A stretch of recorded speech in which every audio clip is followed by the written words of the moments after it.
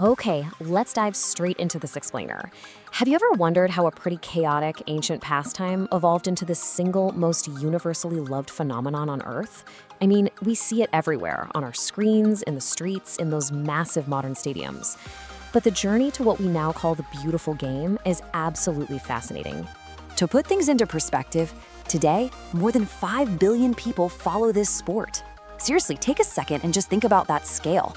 That is a level of passion that literally stops wars and unites entire nations across the globe. It is completely unmatched. But, before the million-dollar contracts, the red cards, and the official referees, we kind of have to ask ourselves a wild question. How exactly did a game so incredibly violent, a game that kings actually tried to ban, become our modern global obsession? Well, to figure that out, we have to go way, way back. Section 1, the ancient origins, tracing the roots 2,000 years ago. Most historians agree that the earliest form of football was a game called Cuju, which literally translates to kick the ball. This was played in ancient China, and the setup was tough. Players had to kick a leather ball through an incredibly small opening. But crucially, they had to do this without using their hands. And right there, that set the defining rule of the sport that we all recognize today. And what's really cool is that this shows a global human instinct, because it wasn't just happening in China. Over in ancient Greece, they developed a game called Episkyrus, and ancient Rome was playing something called Harpastum. All of these early games involved kicking, passing, and trying to control a ball.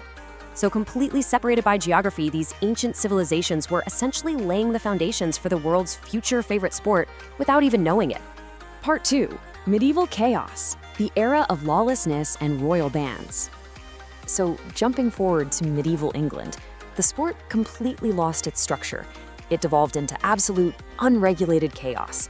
We are talking no teams, no time limits, and literally no rules. Just try to imagine refereeing a game with hundreds of people playing all at once. The goals could be miles apart, and players were just charging through fields, plunging into rivers, and tearing right through village streets.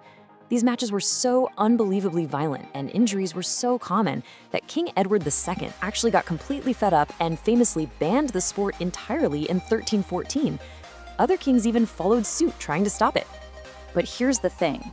The people absolutely refused to give it up. That raw, fiery passion was already there, and it survived those royal bans in the 1300s, eventually forcing the creation of official, modern structures over the coming centuries. Section 3. The 1863 standardization, creating the official rules. So, the real turning point arrives in the 1800s. Different schools in England were playing the game, but they were using completely conflicting rules. Some allowed players to carry the ball, others strictly banned it, and as you can guess, every single match turned into a massive argument. So, to fix this once and for all, representatives from several clubs gathered in London in 1863 and formed the Football Association, or the FA. By officially banning the handling of the ball, they permanently separated modern football from rugby. It was a real game changer.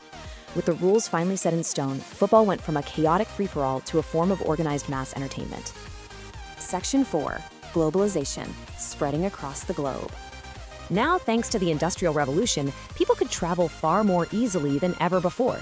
British sailors, engineers, and workers carried the sport with them wherever they went, and the idea spread like wildfire. Every country that adopted the game ended up adding its own unique cultural flair. South America, Europe, Africa, Asia, they all fell in love with it. Brazil turned it into this beautiful art form. Italy focused heavily on an impenetrable defense. Spain became famous for intricate, beautiful passing. And Argentina brought this unmatched, fiery passion. You didn't even need to speak the same language to understand a great goal, right? Football had basically become a universal language. With this massive international explosion, it was pretty obvious that an overarching organization was desperately needed to govern the sport. And so, FIFA was born in 1904. They started out with a very simple yet incredibly ambitious mission statement: unite the football world. Now, back in 1904, only a few countries joined up initially, but FIFA has grown so massively since then. To put it in perspective, FIFA actually boasts more member nations today than the United Nations. That level of growth is just staggering and shows how truly global the sport has become. But FIFA had an even bigger dream on the horizon. Section 5. The ultimate global stage, the World Cup and modern legends.